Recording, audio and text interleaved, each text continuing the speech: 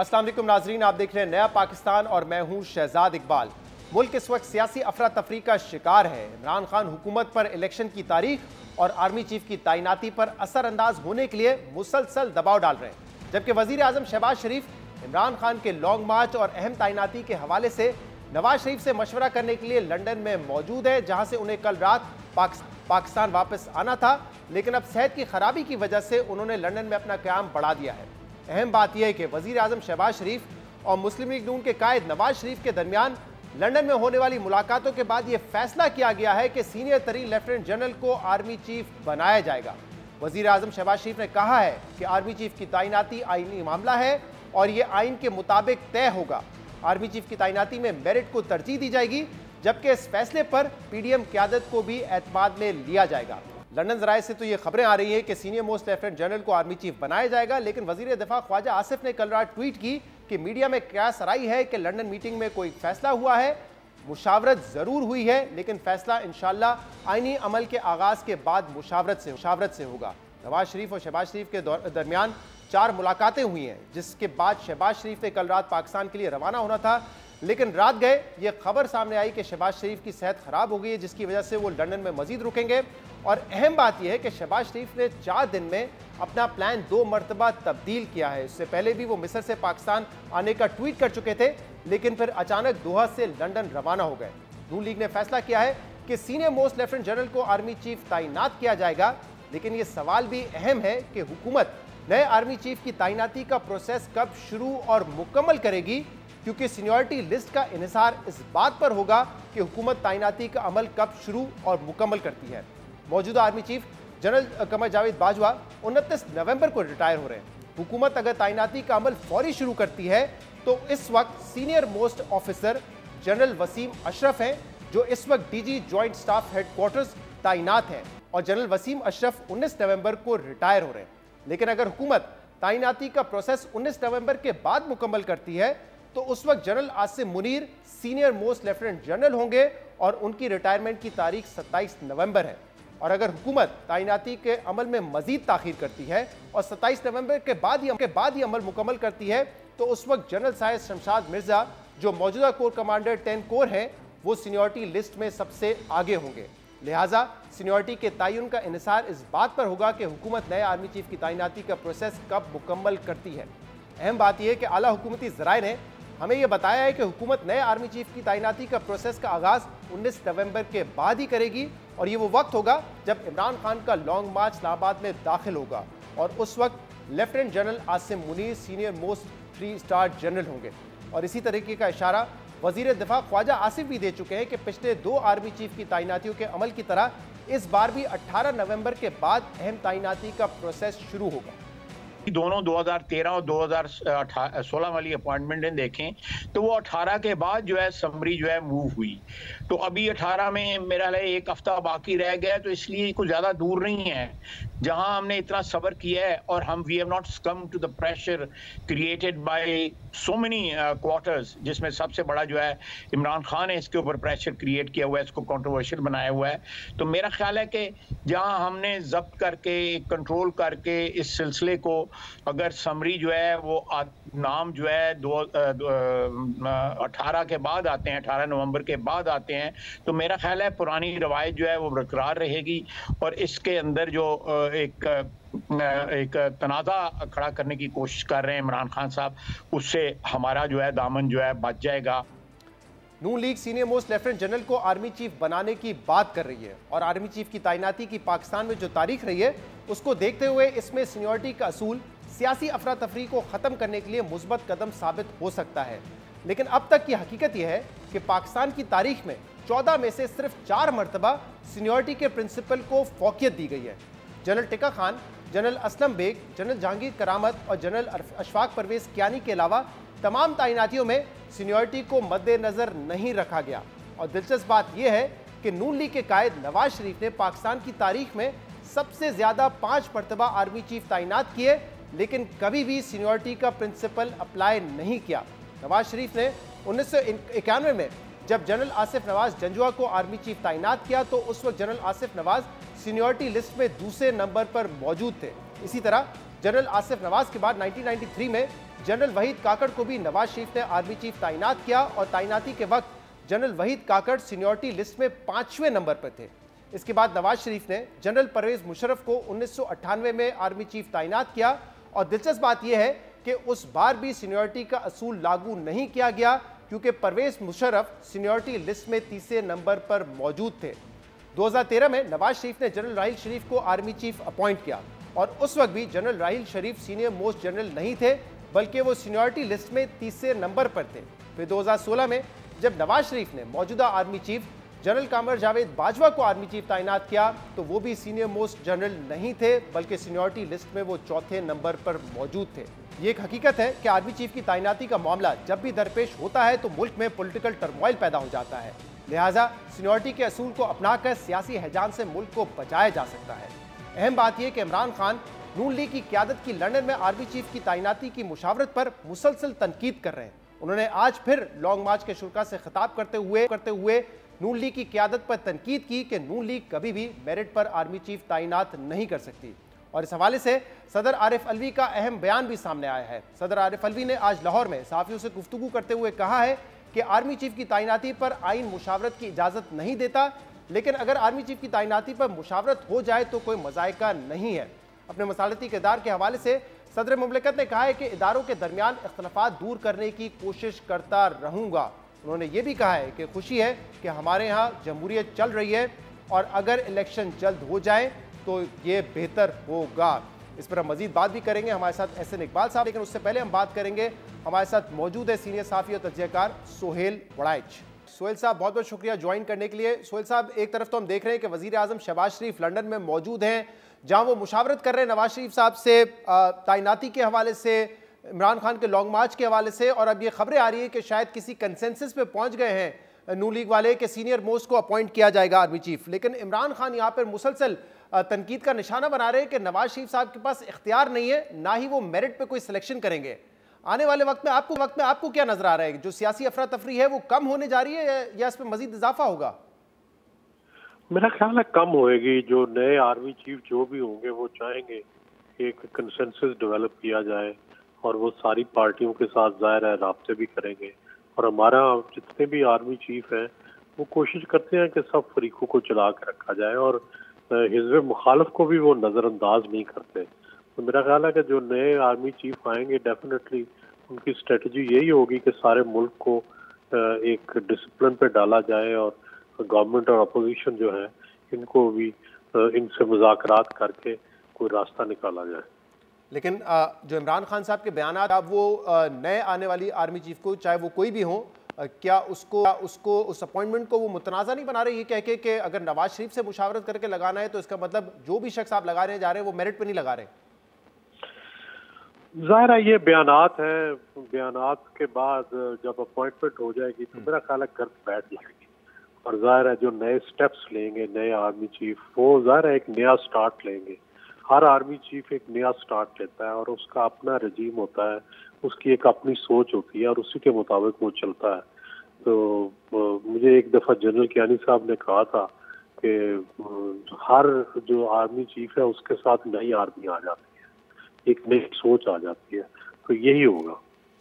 और सोहेल साहब, लेकिन उससे पहले आप क्या देख रहे हैं? क्योंकि इमरान खान ने कहा था कि वो 10 से 14 दिन के अंदर यानी कि 18-20 नवंबर के आसपास इस्लामाबाद पहुंचने का अभी भी प्लान रखते हैं। तो जो लॉन्ग मार्च है अब उसका मकसद आपको क्या नजर आ रहा है? इमरान खान अभी भी इलेक्शन चाहते हैं या तैनाती पे असरअंदाज होने की कोशिश कर रहे हैं और क्या हो पाएंगे? जी मेरा भी है कि वो जो है उसी पे फोकस कर रहे हैं, क्योंकि अगर तैनाती उन्हीं डेटों में तैनाती का डेट्स है और उन्हीं दिनों में वो अपना लॉन्ग मार्च लेके जा रहे हैं। लेकिन अगर उन्होंने फोकस उनका इलेक्शन की डेट लेना हो तो मेरा ख्याल है उसके लिए वो पंजाब गवर्नमेंट डिसॉल्व करें या खैबर पख्तूनख्वा डिसॉल्व करें और फिर दबाव डालें। तो लेकिन वो ये तो कर नहीं रहे, इसकी बजाय उन्होंने ये रूट रखा है कि क्राउड लेके जाऊं और ख़ास मखसूस डेट्स के अंदर इस्लामाबाद पे फोकस करूं। तो उन डेट्स के अंदर तो सिर्फ यही फैसला होने वाला है आर्मी चीफ का। तो इसलिए वो इन दिनों को दबाव में रखना, इन दिन जो है इन दिनों में वो चाहते हैं अपना दबाव कायम रखें और ताकि जब आर्मी चीफ बने तो पहला एजेंडा जो है वो उनका लॉन्ग मार्च हो और उनका दबाव हो। तो आपको लगता है इस दबाव से असरअंदाज हो सकते हैं किसी न किसी तरीके से? जी डेफिनेटली इसका दबाव का असर तो पड़ेगा। जब आर्मी चीफ पहले दिन अपनी पहली फाइल देखेंगे तो उसमें जाहिर है सबसे पहला मसला तो यही होगा कि इस लॉन्ग मार्च का क्या करना है और इस दबाव का क्या करना है। राइट। और सोहेल साहब ये भी बताइएगा, जो लंदन से खबर आ रही है वो ये है कि शायद फैसला किया गया है कि सीनियर मोस्ट जो लेफ्टिनेंट जनरल होंगे उनको अपॉइंट कर दिया जाएगा बतौर आर्मी चीफ। अब आपको क्या लगता है, ये कोई वन टाइम है या कोई असूल तय करने जा रहे हैं? क्योंकि हम देखते हैं कि जब भी तैनाती वाला साल होता है उसमें एक पॉलिटिकल टर्मोइल हमें देखने को मिलता है, तो क्या एक इसको असूल बना देना चाहिए? क्योंकि माजी में मियां नवाज शरीफ ने 5 मरतबा आर्मी चीफ को अपॉइंट किया है लेकिन कभी सीनियर मोस्ट को उन्होंने नहीं लगाया है, तो ये इस मरतबा तब्दीली आपके ख्याल में असूली तौर पर है या कोई और वजह है इसकी? जी मेरा ख्याल है कि असूली तौर पे ये फैसला कर लेना चाहिए। इमरान खान साहब से भी मैं मिला था पिछले दिनों, वो भी चाहते थे कि इंडिया की तरह सीनियर मोस्ट जो है उसको कर दिया जाए, तो सीनियर मोस्ट कर दें तो उससे ये तनाज़ा ख़त्म हो जाएगा। लेकिन सवाल यह है ना कि अभी भी सीनियर मोस्ट के मामले पे इबहम मौजूद है। कौन सा senior most? Senior most Sahir Shamshad Mirza हैं या जनरल आसम मुनीर हैं? तो ये भी देखना होगा कि उन दिनों क्या ये उनकी रिटायरमेंट से पहले नोटिफिकेशन होता है या बाद में होता है। अभी भी थोड़ा इबहम मौजूद है। बहुत बहुत शुक्रिया। सोहेल वड़ाई साहब हमारे साथ मौजूद थे। एक ब्रेक के बाद एहसन इकबाल साहब हमारे साथ होंगे, हमारे साथ रहिएगा।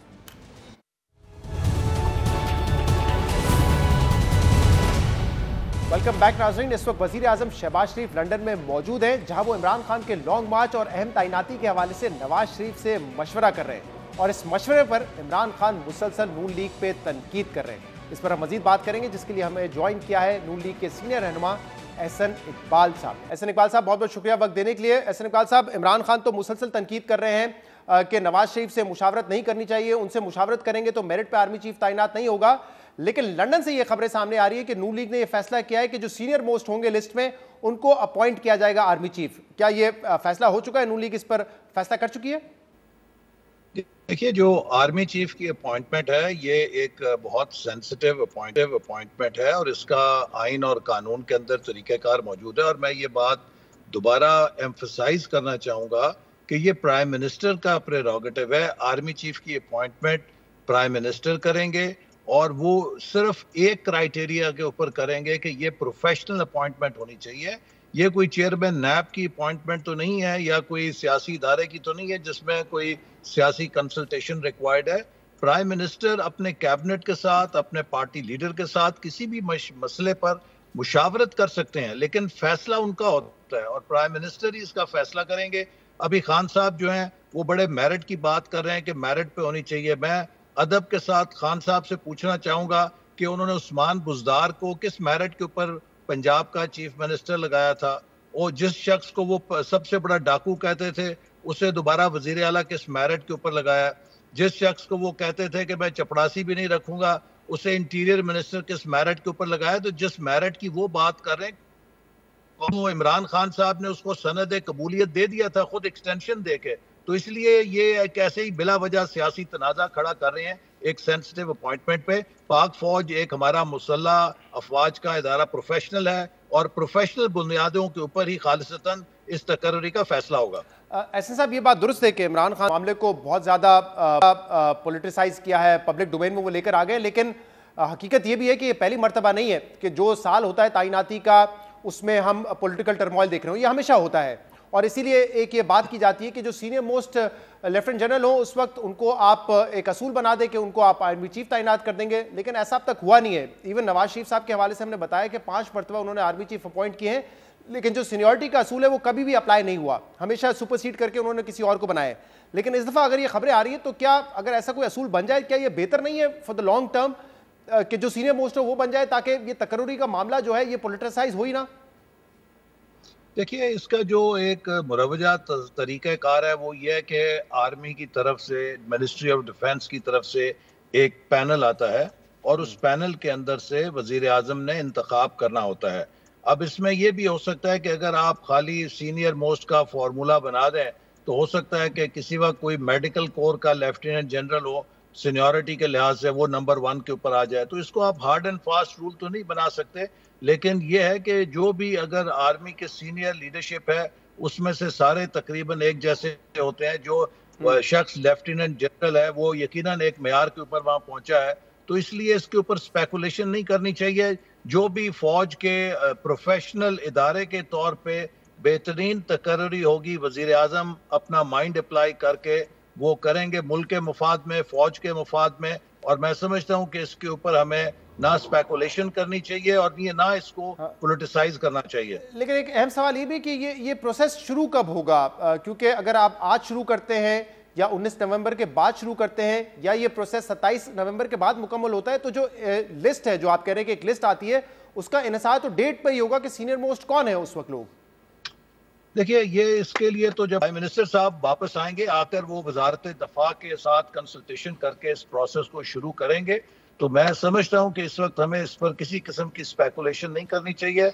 Late the law take its course, और इंशाल्लाह जो मुल्क और इदारे के बेहतरीन मफाद में होगा, प्राइम मिनिस्टर वो फैसला करेंगे। और एहसन साहब, अब आप इमरान खान साहब के इस लॉन्ग मार्च को कैसा देख रहे हैं? अभी तक उन्होंने खुद ज्वाइन नहीं किया है, लेकिन वो शुरा से खिताब कर रहे हैं और वो कह रहे हैं कि तकरीबन 18 से 20 तारीख के आसपास वो रावलपिंडी आएंगे, वहां से मार्च ज्वाइन करेंगे और फिर इस्लामाबाद आएंगे।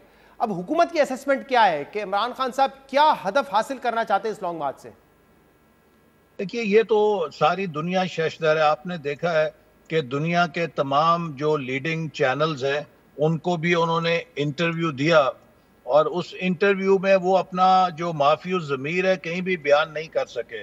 उनसे तमाम इंटरनेशनल जो एंकर पर्सन हैं उन्होंने पूछा कि आपने इतने बड़े इल्जामात लगाए हैं, आपके पास क्या एविडेंस है?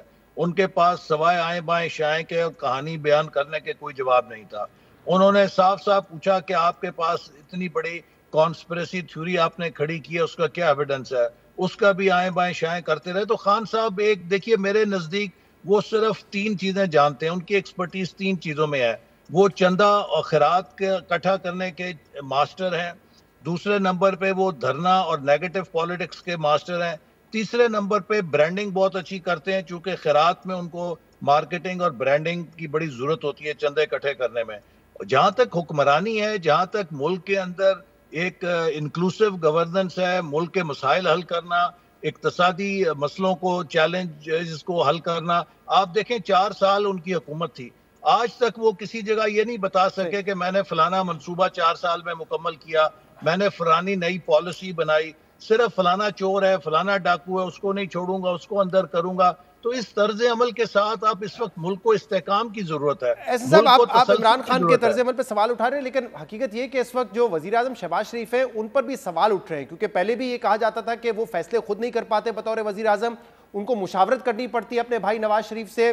फिर ये भी कहा जाता था कि कमजोर वजीर आजम है क्योंकि एस्टैब्लिशमेंट उनको काफी सारी चीजों में मदद कर रही है। अब ये जो भी तासुर था ये तो पुख्ता हो रहा है, क्योंकि इस अहम वक्त पे वो चले गए हैं लंदन, वहां पे मुशावरत कर रहे हैं, फिर कल रात वापस आना था, फिर खबर आई कि उनकी तबीयत खराब हो गई, रुक गई है। तो एक वीक प्राइम मिनिस्टर का तासुर जा रहा है जो अपने फैसले खुद नहीं कर सकता। या वो एस्टैब्लिशमेंट की तरफ देखते हैं या अपने भाई नवाज शरीफ की तरफ देखते हैं? शहजाद, ऐसी बात नहीं है। आपने देखा है कि शहबाज शरीफ साहब ने कितने मुश्किल, और शायद पाकिस्तान की तारीख में किसी प्राइम मिनिस्टर ने इतने कठिन मुआशी फैसले नहीं किए जो उन्होंने पाकिस्तान को बैंकरप्सी से बचाने के लिए किए हैं। इसके लिए बड़ी स्पाइन चाहिए कि आप इतने सख्त शराइत पर अमल दरामद करें जो इमरान खान साहब IMF मुआहदे के अंदर कर गए थे, और उनमें हिम्मत नहीं थी कि वो उन पर पूरा उतरें। तो वो भी शहबाज शरीफ साहब ने ही उन शराइत को पूरा किया। बहुत बहुत शुक्रिया, बहुत बहुत शुक्रिया। एहसन इकबाल साहब हमारे साथ मौजूद थे। में शामिल करेंगे एक ब्रेक और इसके बाद बात करेंगे कल के बड़े मैच के हवाले से, पाकिस्तान वर्सेस इंग्लैंड। क्या जो 1992 में हुआ था वो 2022 में रिपीट होगा? इस पर बात करेंगे एक ब्रेक के बाद।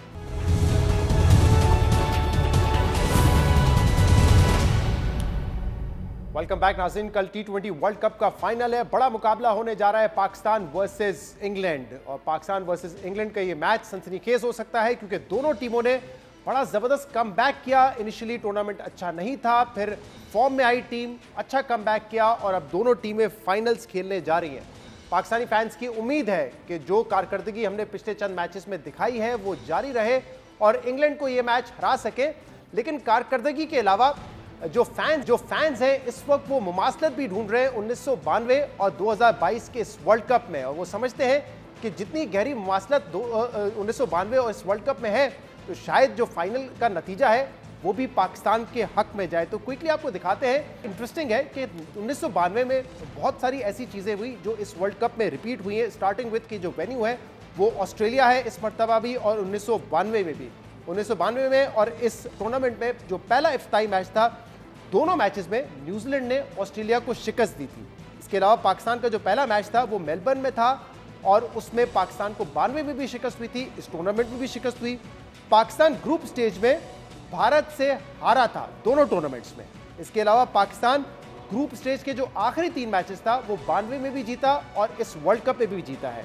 इसके अलावा जो दूसरे टीम्स के मैचेस थे उस पर पाकिस्तान को डिपेंड करना पड़ा, उनके नताइज पे डिपेंड करना पड़ा सेमीफाइनल में पहुंचने के लिए। इस मरतबा भी ऐसा हुआ और 92 में वेस्ट इंडीज ने ऑस्ट्रेलिया को हराया था, जिसकी वजह से पाकिस्तान सेमीफाइनल के लिए क्वालिफाई किया था। उस वक्त भी मुकाबला सेमीफाइनल में न्यूजीलैंड से था, इस बार भी मुकाबला सेमीफाइनल में न्यूजीलैंड से था जो पाकिस्तान जीता। और पहले भी फाइनल 92 में इंग्लैंड के खिलाफ था और इस मरतबा भी फाइनल इंग्लैंड के खिलाफ है और उस वक्त भी वेन्यू मेलबर्न था और आज भी जो वेन्यू है वो मेलबर्न है। अब पाकिस्तान टीम के हवाले से ये कहा जा रहा था कि मिडिल ऑर्डर हमारा कमज़ोर है, लेकिन इस टूर्नामेंट में हमने देखा मिडिल ऑर्डर ने परफॉर्म किया है। ओपनर्स हमारे फॉर्म में नहीं नजर आ रहे थे इस टूर्नामेंट में, लेकिन पिछले मैच में दोनों ने बड़ी शानदार बैटिंग की और बॉलिंग पाकिस्तान की आउटस्टैंडिंग रही है। और ये बॉलिंग इंपॉर्टेंट है क्योंकि जो इंग्लैंड की टीम है वो भी वैसे तो फाइनल में है, लेकिन अगर आदाद शुमार देखे जाएँ तो उनके ओपनर्स ने बहुत स्कोर किया है और उनको आउट करना पाकिस्तान टीम के लिए बड़ा ज़रूरी होगा। इनके आदाद शुमार आपको दिखाते हैं। अब तक इस वर्ल्ड कप में इंग्लैंड ने 669 रन स्कोर किए हैं और इस 669 का में से 410 रन जो है वो सिर्फ बटलर और हेल्स ने बनाए, यानी कि ओपनर्स ने 61% रन स्कोर किए हैं, जबकि जो दूसरे रेस्ट ऑफ द टीम है उन्होंने 669 में से सिर्फ 259 रन स्कोर किए, जो कि 39% बनता है। और जो टोटल अमाउंट ऑफ बॉल्स इस वर्ल्ड कप में खेली है इंग्लैंड ने वो 532 है, जिसमें से मेजॉरिटी 53% यानी कि 281 गेंदें जो है वो ओपनर्स ने खेली है, यानी कि जो मिडिल ऑर्डर और लोअर ऑर्डर है ना उनको ज्यादा खेलने का मौका मिला है, ना ही उन्होंने कोई खास कारकर्दगी दिखाई है। ओपनर्स का स्ट्राइक रेट भी 146 है, जबकि मिडिल ऑर्डर और बाकी बैट्समैन का जो स्ट्राइक रेट है वो 103 है। इसलिए पाकिस्तान के लिए लाजमी है कि वो इंग्लैंड के ओपनर्स को जल्द आउट करे अगर मैच में उन्होंने आगे बढ़ना है। इस पर मजीद बात करेंगे। इस वक्त हमारे साथ मौजूद है पाकिस्तान के former test captain Azhar Ali, Abdul Razzaq sahab हमारे साथ मौजूद है, पाकिस्तान के फॉर्मर टेस्ट खिलाड़ी, और इमाद वसीम भी हमारे साथ मौजूद है। आप तीनों का बहुत बहुत शुक्रिया वक्त देने के लिए। अजहर अली साहब, पहले आपकी तरफ आता हूँ, क्या लग रहा है कौन फेवरेट है कल के मुकाबले में, जो परफॉर्मेंस आपने देखी अब तक? मेरे ख्याल में बड़ा इवन कॉन्टेस्ट होगा कल। ऑब्वियसली हमारी जो है ख्वाहिशात वो ऑब्वियसली पाकिस्तान टीम के साथ भी हैं, उम्मीदें भी पाकिस्तान टीम के साथ हैं, लेकिन अगर क्रिकेट को एनालाइज किया जाए तो आई थिंक दोनों टीमें जिस टूर्नामेंट के स्टार्ट में स्ट्रगल कर रही थी, दोनों ने जिसको कहते हैं ना peak at the right time किया है। तो आई थिंक कल एक मैच है, नॉकआउट है, ऑब्वियसली विनर टेक्स ऑल। तो मुझे उम्मीद है एक अच्छा मैच देखने को मिलेगा, क्रिकेट अच्छी होगी। दोनों टीमों में मैच विनर्स मौजूद हैं, दोनों टीमों में इनफ उन्होंने performance latest in the tournament दिखाई है कि वो इस ट्रॉफी को उठा सकते हैं। लेकिन हमारी जो ख्वाहिश होगी, जिस तरीके से हम लास्ट सेमीफाइनल भी खेले हैं या उससे पहले क्रिकेट खेले हैं 2-3 मैचों में, उससे ये लग रहा है कि पाकिस्तान मोमेंटम गेन कर चुका है। और जब पाकिस्तान ऐसे मोमेंटम गेन करता है तो वो बहुत ख़तरनाक हो जाता है, जिसका जो है वो इंग्लैंड को भी काफ़ी हद तक अंदाज़ा होगा। लेकिन ये है कि एक इतना बड़ा मैच है कल और मुझे उम्मीद है कि एक अच्छी क्रिकेट देखने को मिलेगी और हम जो है वो कप उठाएंगे। और रज़ाक साहब, मोमेंटम यकीनन पाकिस्तान ने बड़ा ज़बरदस्त गेन किया है। ऐसा लग रहा था शायद हम क्वालिफाई ना कर सकें, कुछ रिजल्ट्स हमारे फेवर में आए, फिर हमने कुछ मुकाबले साउथ अफ्रीका के खिलाफ, बांग्लादेश के खिलाफ बड़े कन्विंसिंगली जीते। तो आपको लगता है ये मोमेंटम का फ़ायदा होगा पाकिस्तान को? और साथ में ये लोग जो मुमासलत कर रहे हैं, क्या क्रिकेटर्स जब फील्ड पर जाते हैं ये देखते हैं कि शायद जो माजी है वो अपने आप को दोहरा रहा है, तो फाइनल में भी दोहराए? शहजाद भी देखें, मुझे तो लग रहा है कोई नजूमी बैठा हुआ है जो आपस में आ रहा है पिछले कोई 30 सालों की। तो ये जो क्रिकेट है ना, ये बिल्कुल डिफरेंट गेम है। और जब हम एक्सपेक्टेशन ज्यादा रखते हैं ना पाकिस्तान टीम से, तो पाकिस्तान के साथ अजीब सा कुछ हो जाता है। जब हमारी एक्सपेक्टेशन कम होती हैं तो पाकिस्तान की टीम एकदम से बूस्ट कर जाती है। तो ये कि मोमेंटम की बात, जैसे अजहर भाई ने कहा है कि मोमेंटम के साथ ऑन द डे जो है ना प्लेयरों की फीलिंग पे बड़ा डिपेंड करता है। वो कितना अच्छा फील कर रहे हैं, प्रेशर फील तो नहीं कर रहे, और टॉस बड़ा क्रूशल होगा। इंग्लैंड की टीम नो डाउट बड़ी अच्छी है, पर पाकिस्तान के पास भी जितनी डेप्थ है मैं समझता हूँ इससे पूरे वर्ल्ड में किसी के पास नहीं है। हमारी बॉलिंग, बैटिंग, फील्डिंग तीनों में हमें ना अच्छा परफॉर्म करना पड़ेगा, और हमें शो करना पड़ेगा कि पाकिस्तान की टीम राइट टाइम पे राइट अभी टाइम है जहाँ पे परफॉर्म करना है और ये वर्ल्ड कप जीत के लेके आना। इससे पाकिस्तानी क्रिकेट को बड़ी प्रमोशन मिलेगी, और इससे जैसे मैं खुद 92 का वर्ल्ड कप देखा था तो मुझे क्रिकेट का शौक पैदा हुआ था। तो ये पाकिस्तान ये ट्रॉफी पाकिस्तान लेके आएगी। रज़ाक साहब, अभी आपने टॉस का जिक्र किया, आपके ख्याल में पाकिस्तान के हक में क्या बेहतर है? जो मेलबर्न की विकेट है, हाई स्कोरिंग ग्राउंड, मतलब 160 के एवरेज मेरे ख्याल से वहां पे है, तो पहले बैटिंग करे या बॉलिंग करे पाकिस्तान? देखिए शहजाद भाई, ये ग्राउंड जो है ना काफी बड़ी है और ये पिच भी डिफरेंट है। सिडनी बिल्कुल बैटिंग ट्रैक था, यहाँ पे थोड़ा सा बॉल मूव भी करता है, बाउंस भी ज्यादा है, ग्राउंड भी बड़ी है, और अगर पाकिस्तान टॉस जीता है तो मैं समझता हूँ बड़ा राइट डिसीजन लेना पड़ेगा। अब यहाँ पे जो मैनेजमेंट है वो बेहतर सोच रही है, पर हमने भी क्रिकेट खेली हुई है। अगर टॉस जीत के पहले बॉलिंग करते हैं तो पाकिस्तान को एज मिलेगा। अगर पाकिस्तान की खुदा न खास्ता बैटिंग आ जाती है तो 180 190 स्कोर जो है ना पाकिस्तान के टारगेट में होना चाहिए, कितना ये डिफेंड कर सकते हैं। ओके, इमाद वसीम भी हमारे साथ मौजूद है। इमाद, जरा आप बताइएगा, परफॉर्मेंस इनिशियली अच्छी नहीं थी, टीम फॉर्म में आई है, कोई चेंजेस आपके ख्याल में फाइनल में करने की जरूरत है, प्लेयर वाइज, हमारी रिसोर्सेज वाइज, या फिर बैटिंग लाइनअप में, या जिस तरीके से हम खेल रहे थे सेमीफाइनल उसी टीम के साथ उसी स्ट्रेटेजी के साथ फाइनल भी खेलना चाहिए? सबसे पहले अस्सलाम वालेकुम आपको, रज़ाक भाई को, अजहर भाई को, जो भी आपके पैनल में। आई थिंक बहुत जबरदस्त रज़ाक भाई ने और अजहर भाई ने कवर किया है। देखिए मैं आपको पर्सनली बताऊं, आई हैड इनफ, कुछ लोग जो हैं काफी जो सोशल मीडिया में है कि पाकिस्तान दुआओं से, Pakistan played well, to be very honest, Pakistan played well. Ireland ने इंग्लैंड को हराया है, जिम्बाब्वे ने अगर पाकिस्तान को, cricket is just like that. तो मैं ये समझता हूँ कि दोनों टीमें तगड़ी हैं। In order to win the World Cup, you have to beat the best team, and England is the best team in the World Cup apart from Pakistan. So दोनों best team फाइनल में आई हैं, और cup उसी को मिलेगा जो best team को हराएगी। I think मेरी तरफ से तो हमेशा से यही था कि पाकिस्तान जीते।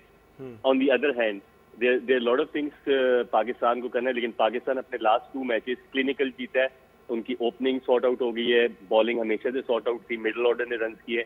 Pakistan is a formidable team to beat, और इंग्लैंड ने जैसे सेमीफाइनल खेला उन्होंने स्टेटमेंट दी है, तो मेरा ये ख्याल है it's going to be a one cracker of a game. अच्छा इमाद, जरा ये भी बताइएगा, क्योंकि हमने कुछ ये स्टैट्स भी शेयर किए, इंग्लैंड ने बड़ा जबरदस्त खेला है, लेकिन जो बल्क ऑफ द स्कोर के 2 ओपनर्स कर रहे हैं, हमने बताया कि 669 में से 61% स्कोर उनके ओपनर्स ने किया है, क्योंकि उनके ओपनर्स ने तकरीबन 53% बॉल्स भी फेस किए, यानी कि मिडिल ऑर्डर, लोअर ऑर्डर को चांस भी कम मिला है, और जो चांस मिला है उन्होंने अवेल नहीं किया। तो इसका प्रेशर होगा इंग्लैंड पे, और पाकिस्तान में खासतौर पे शाहीन शाह अफरीदी पहले ओवर में विकेट लेने के लिए मशहूर है। तो ये कितना इंपॉर्टेंट है कि टॉप 2 अगर हमने आउट कर दिए तो शायद हमारे लिए आगे के दरवाजे खुल जाए? नहीं, बहुत इंपॉर्टेंट है। आई थिंक मैं तो देख रहा हूँ शाहीन शाह, एलेक्स सेल्स का हमने थोड़ा सा जितना भी वर्क किया, आई थिंक रज़ाक भाई और अजहर भाई को ये पता होगा कि वो पहला अंदर आते हुए बॉल पे आगे जो है वो उसमें थोड़ा सा उसे होती है प्रॉब्लम, और Shaheen Shah is the best bowler in the world right now. दूसरा ये है कि देखें ओपनर्स उनके रन कर रहे हैं, it's a good thing, middle order के पास बारी नहीं है, लेकिन मैं ये समझता हूँ कि उनका मिडिल ऑर्डर भी बहुत डेंजरस है, सच्ची जो बात है, क्योंकि उन्होंने जिस तरह थ्रू आउट आफ्टर 2015 से उन्होंने 2022 तक क्रिकेट के लिए, fascinating to watch. I'm a fan of England cricket as well, how they play cricket. I'm a fan of Pakistan cricket as well. I think it's a battle between our bowling side and their batting side, क्योंकि England की bowling भी इतनी strong नहीं है जितनी पाकिस्तान की है। तो पाकिस्तान की बॉलिंग और इंग्लैंड की बैटिंग मैं समझता हूँ इट्स अ बिग थिंग। और मैं हमेशा से पहले भी एक बात करता रहा हूँ, अब भी एक बात करूंगा, आप ये स्टैट्स नोट कर लिएगा, जो पावर प्ले जीतता है कन्विंसिंगली उसके 90% चांस होते हैं मैच जीतने के लिए। So I think we have to win the power play, we have to take wickets in the power play, and we have to score good runs in the power play. So मेरी नजर में power play is a very important thing. और अजहर साहब, आप पिछले match में हमने देखा रिजवान, बाबर दोनों ने स्कोर किया इस टूर्नामेंट में, वो ऑफ कलर नजर आ रहे थे, तो सेम स्ट्रैटेजी होनी चाहिए, ये आपके ख्याल में कोई इंस्टिंक्ट पे डिपेंड करके हो सकता है कि कल हारिस को ओपन करवा लिया जाए? आपके ख्याल में मुमकिन होता है इतने बड़े मैच में, या इतना बड़ा रिस्क लेना चाहिए एक बड़े मैच में, या जो स्ट्रैटेजी है उसी के साथ जाना चाहिए टीम को? नहीं, मेरे ख्याल में तो कोई डाउट ही नहीं कि अगर आपने पूरा साल 1.5 साल से बाबर और रिजवान ओपन कर रहे हो, जिस तरीके से वो परफॉर्म कर रहे हैं, तो मेरे तो ज़हन में डाउट ही कोई नहीं कि उन्हीं को ओपन करनी चाहिए। लेकिन जो अगर टीम मैनेजमेंट या कप्तान कुछ उस टाइम पे आउट ऑफ द बॉक्स सोचना चाहता है तो उसकी भी फ्रीडम रखता है। लेकिन मेरा जहाँ तक ख्याल है कि सेम ओपनिंग पेयर भी रहेगा, और आई थिंक कि बस जो की मोमेंट्स होंगे गेम के वो जीतना ज़रूरी है, क्योंकि मोमेंटम अगर आपने राइट टाइम पे गेन कर लिया तो फिर ऐसे मैच में जो है वो दूसरी टीम का कम बैक करना बहुत मुश्किल होता है। तो आई थिंक कि जो मोमेंटम गेन करें और जो की मोमेंट्स है ना, उस चीज़ को वहाँ पे ही ख़त्म करें, जहाँ ये ना सोचें कि अगर 10वें ओवर में हम इसको रीगेन कर लेंगे या 15th ओवर के बाद हम कुछ कर लेंगे। आई थिंक जिस टीम जहाँ पे टीम फंसी हो उसी टाइम पे जो है वो अपना जो अथॉरिटी है वो गेम के ऊपर वो जमा दें, ताकि दूसरी टीम कम बैक ना कर सके, क्योंकि प्रेशर गेम है। और जिस तरह पहले बात हुई है कि किस तरीके से हम कोई चेंज करें, आई थिंक इस इतनी बड़ी स्टेज पे आके फाइनल में आके जिस जो चीज़ आपके लिए वर्क कर रही है, आई थिंक उसी को कंटिन्यू करना चाहिए। हालांकि स्लाइटली अगर कोई चेंज करना चाहें तो obviously from the out of the box आप करना चाहें तो कर सकते हैं। और रज़ाक साहब, हमने देखा है कि अक्सर कुछ टूर्नामेंट्स में एक आपको कोई मोटिवेशन चाहिए होती है या कोई एक इम्पैक्ट चाहिए होता है जिससे आपका टूर्नामेंट बदल जाता है। कह रहे हैं कि मोहम्मद हारिस की वो जो इनिंग थी वर्सेस साउथ अफ्रीका, सिर्फ 28 रन बनाए, लेकिन जिस किस्म का स्टार्ट लिया उसने एक बड़ा इम्पैक्ट क्रिएट किया। कैसे आप इसको देखते हैं? क्या आपको लगता है ये एक टर्निंग पॉइंट था हमारे टूर्नामेंट का? देखिए शहजाद भाई, ऑस्ट्रेलिया जो क्रिकेट वहाँ पे हो रही है वहाँ पे पॉजिटिव खेलना पड़ता है। कम बॉलों पे ज्यादा स्कोर करने से आपका मोमेंटम बनता है, पूरी टीम एक लिफ्ट होती है। और थोड़ी सी अवेयरनेस मैं समझता हूँ पाकिस्तानी प्लेयर्स को आ गई है। जैसे शदाब खेल रहा है, वो अब देखे कम बॉलों पे ज्यादा रन कर रहे हैं, छक्के भी लग रहे हैं, चौके भी लग रहे हैं। तो ये वहाँ भी डिमांड है वहाँ भी ऑस्ट्रेलिया की क्रिकेट की। तो हारिस जो है वो हमेशा पॉजिटिव खेलते हैं, अग्रेसिव खेलते हैं। तो हमने उनके साथ डोमेस्टिक में भी काम किया हुआ है, तो हमें पता चल जाता है कि हर प्लेयर की क्या सोच है। तो हारिस जो है वो हमेशा अटैकिंग क्रिकेट खेलते हैं और मेरिट पे खेलने की कोशिश करते हैं। और यही अच्छी बात है शहजाद भी, जितना आप हेल्स और बटरल का नाम देंगे इसको नजर लगेगी। इंशाल्लाह ये जल्दी आउट होंगे, इनके नाम गुनगुनाते रहेंगे इनके नाम। बिल्कुल, बहुत शुक्रिया अब्दुल रज़ाक साहब, अजहर अली साहब और अवाद वसीम साहब हमारे साथ। कल मैच है, बड़ा मैच है। मुमकिन है कि बारिश कल का डे मुतासर करे, मंडे रिजर्व डे है, वैसे तो उस दिन भी बारिश दिखाई जा रही है, लेकिन शायकीन चाहेंगे कि मैच हो, मुकाबला हो, दोनों टीमें ज़बरदस्त हैं। और जाहिर सी बात है पाकिस्तान के फैंस चाहेंगे कि वर्ल्ड कप पाकिस्तान जीते, जैसे हमने T20 का 2009 में जीता था और 1992 में 50 ओवर वर्ल्ड कप जीता था। आज के शो में इतना ही, इजाज़त दीजिए, अल्लाह हाफ़िज़।